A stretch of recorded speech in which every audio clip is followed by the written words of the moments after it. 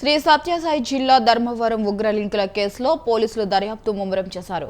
ఉగ్రవాద సానుభూతి పరుల భరతం పట్టేందుకు శ్రీ సాయి సత్య జిల్లా పోలీసుల చర్యలు ప్రారంభించారు. ఇక ధర్మవరం పట్టణంలో ఆగస్టు 16న పాకిస్తాన్ ఉగ్రవాద సంస్థల సానుభూతి పరుడు నూర్ మహ్మద్ను అరెస్ట్ చేశారు. విచారణలో నూర్ మహ్మద్తో పాటు ఉత్తరప్రదేశ్, మహారాష్ట్రలోనూ సానుభూతి పరులు ఉన్నట్లు తేలింది. ఇక ఈ క్రమంలో కేసును ఛేదించేందుకు పోలీసులు నడుం బిగించారు. ఉత్తరప్రదేశ్, మహారాష్ట్రలకు జిల్లా నుంచి ప్రత్యేక పోలీస్ బృందాలు బయలుదేరి వెళ్లాయి. నిషేధిత ఉగ్రవాద సంస్థలకు చెందిన 37 వాట్సాప్ గ్రూపుల్లో సభ్యుడిగా ఉన్నట్లు పోలీసులు గుర్తించారు.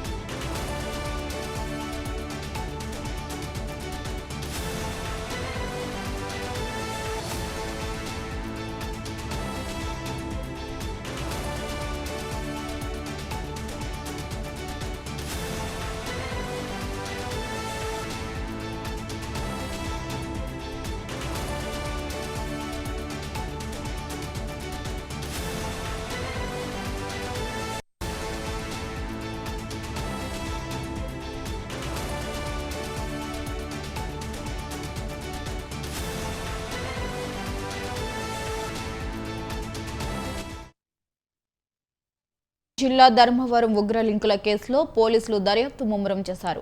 ఉగ్రవాద సానుభూతి పరుల భరతం పట్టేందుకు శ్రీ సత్యసాయి జిల్లా పోలీసుల చర్యలు ప్రారంభించారు. ధర్మవరం పట్టణంలో ఆగస్టు 16న పాకిస్తాన్ ఉగ్రవాదుల సంస్థల సానుభూతిపరుడు నూర్ మహ్మద్ను అరెస్ట్ చేశారు. ఇక విచారణలో నూర్ మహ్మద్తో పాటు ఉత్తరప్రదేశ్, మహారాష్ట్రలోనూ సానుభూతి పరులు ఉన్నట్లు తేలింది. ఈ క్రమంలో కేసును ఛేదించేందుకు పోలీసులు నడుం బిగించారు.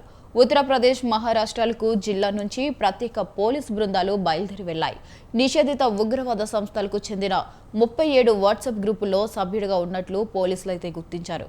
ఇక ఇదే అంశంపై మరింత సమాచారం మా కరెస్పాండెంట్ సూర్య ఫోన్ ద్వారా అందిస్తారు. సూర్య, చెప్పండి.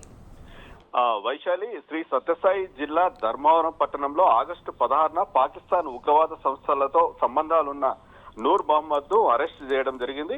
ఆయన అరెస్ట్ చేసి కోర్టు ఆదేశాలతో 14 రోజుల పాటు రిమాండ్ కూడా విధించారు. అయితే పోలీసులు మరింత సమాచారం అతని నుంచి సేకరించాలన్నట్టు పోలీసు ఉత్తర్వులతో మళ్ళీ ఆయన తీసుకుని వచ్చేసి పోలీస్ కస్టడీలో 3 రోజుల పాటు విచారించారు. అందులో అనేక విషయాలు అనేది బయటపడ్డాయి. అందులో భాగంగా ఉత్తరప్రదేశ్, మహారాష్ట్ర జిల్లాలకు చెందిన కొంతమంది సానుభూతి పరులు, ఉగ్రవాదులు సంబంధాలు ఉన్నట్టు మనకు సమాచారం అందింది. దాంతో పోలీసులు అప్పటి నుంచి చర్యలు ప్రారంభించారు. అయితే పోలీసు ఉన్నతాధికారులు, అదేవిధంగా రాష్ట్ర ప్రభుత్వ అధికారుల అనుమతితో నూర్ మహ్మద్ తో పాటు ఏదైతే ఉత్తరప్రదేశ్, మహారాష్ట్రలో సానుభూతి పరులు ఉన్నట్టు సమాచారం ఉందో పోలీసులు అక్కడికి వెళ్లి కేసు ఛేదించే పనిలో పడ్డారని చెప్పొచ్చు.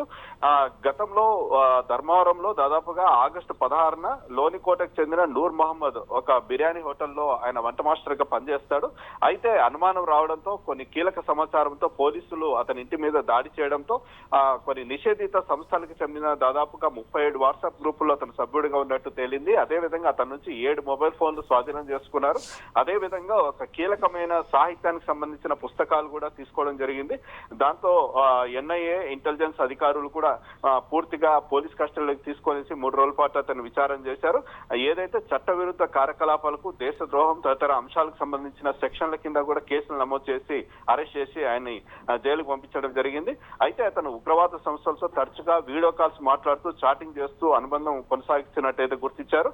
అదే విధంగా ఏదైతే ఆయన విడాకులు ఇచ్చాడో ఆయన భార్య కూడా కీలకమైన సమాచారం ఇచ్చింది. అతను ఎప్పుడు ఫోన్లలో మాట్లాడుతూ ఉంటాడు, మనుషులతో ఎవరు పెద్దగా మాట్లాడు డైరెక్ట్ గా, కాబట్టి నేను ఆయన నుంచి దూరంగా వచ్చాను అని కూడా ఆమె కూడా సమాచారం ఇవ్వడంతో పోలీసులు మరింత లోతుగా సమాచారం సేకరించడంతో ఆయన ఉగ్రవాదం తో సంబంధాలు ఉన్నట్టయితే పూర్తి సమాచారం సేకరించారు. అదేవిధంగా అతను ధర్మవరం చుట్టుపక్కల ప్రాంతాలు కూడా ఏదైతే యువకులు ఏదైతే ఉంటారో ముస్లిం యువకులు, వారికి కూడా ఆధ్యాత్మికం అన్న పేరుతో ఉగ్రవాదం వైపు మళ్లించే ప్రయత్నం కూడా చేశాడు. ఎంతవరకు వాళ్ళని ఇన్ఫ్లుయెన్స్ చేసి చేశాడు, ఇంకా ఎంతమంది అతని తరపు నుంచి ఉగ్రవాదులతో లింకులు ఉన్నాయన్న దానిపైన కూడా పోలీసులు ఆరాధిస్తున్నారు. అదేవిధంగా డిఎస్పీ హేమంత్ కుమార్ ఆధ్వర్యంలో ఒక 2 ప్రత్యేకమైన బృందాలు, ఒకటి మహారాష్ట్రకి అదే విధంగా ఉత్తరప్రదేశ్ కి బయలుదేరడం జరిగింది. వైశాలి, ఇంకా కీలకమైన సమాచారం వచ్చిందంటే మన జిల్లాలో ఇంకా ఎంతమంది ఈ ఉగ్రవాదులతో సంబంధాలు ఉన్న వాళ్ళు ఉన్నారన్న సమాచారం అయితే బయటపడే అవకాశాలు అయితే కనిపిస్తున్నాయి. Right, thank you Surya, thanks for the updates.